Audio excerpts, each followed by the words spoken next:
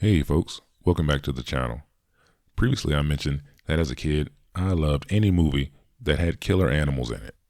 And this one is no exception.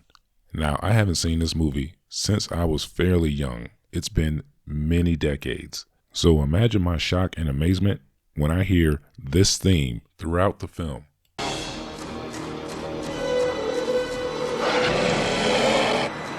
God fucking damn.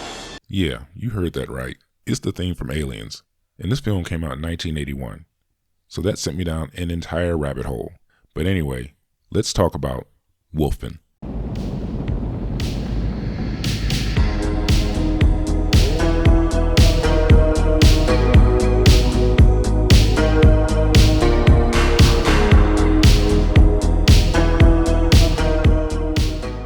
Released in 1981, Wolfen stars Albert Finney as Detective Dewey Wilson, Diane Venora as Rebecca Neff, Edward James Olmos as Eddie Holt, Gregory Hines as Whittington, and Tom Noonan as Ferguson.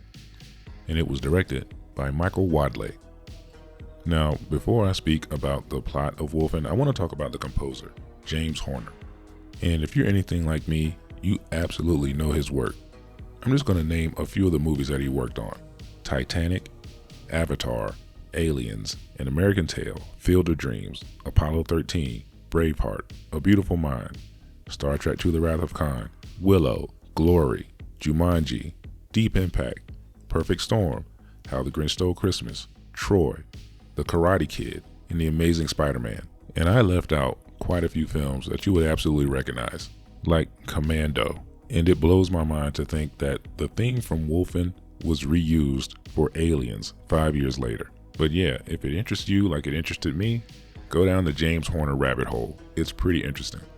He actually died in 2015 in a plane crash. Now, let's talk about the movie itself. Wolfen is based on the novel Wolfen.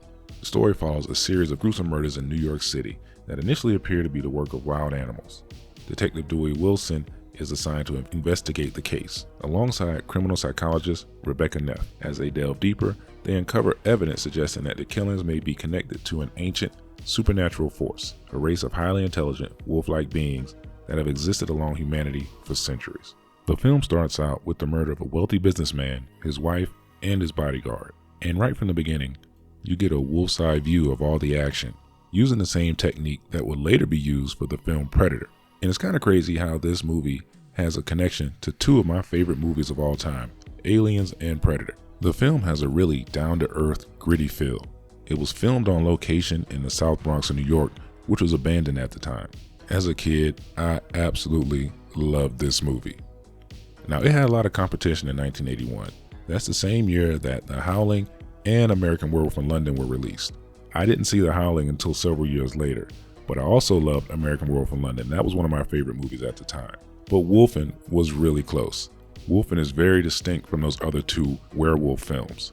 There are no transformations. No one turns into a wolf, and no wolves turn into humans in this movie, which gives it a much more realistic feel. I've seen American Werewolf in London and The Howling several times over the past decades, but since I hadn't seen Wolfen in almost 40 years, it was almost like seeing it for the first time again.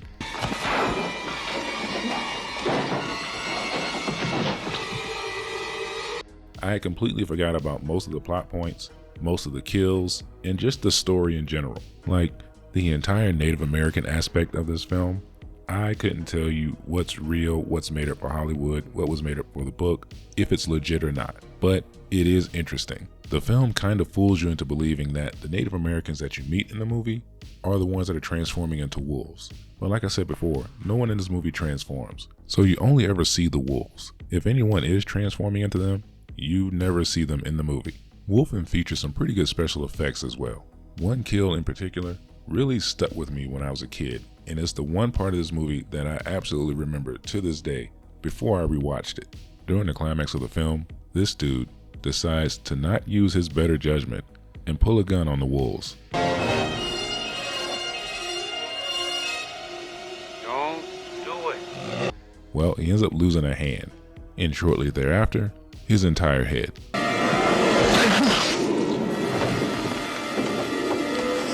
The head rolls on the ground, and it's still moving.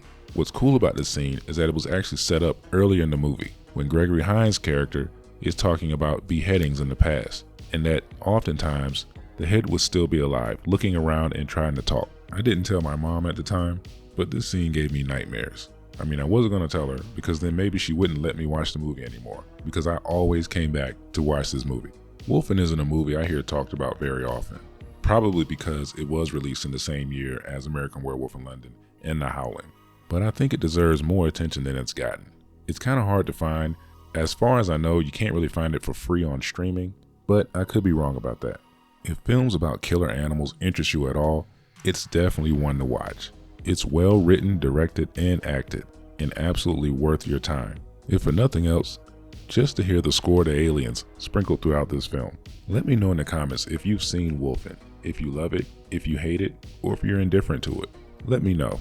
I really like hearing from everyone.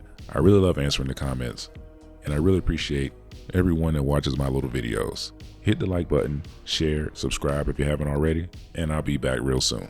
Thanks.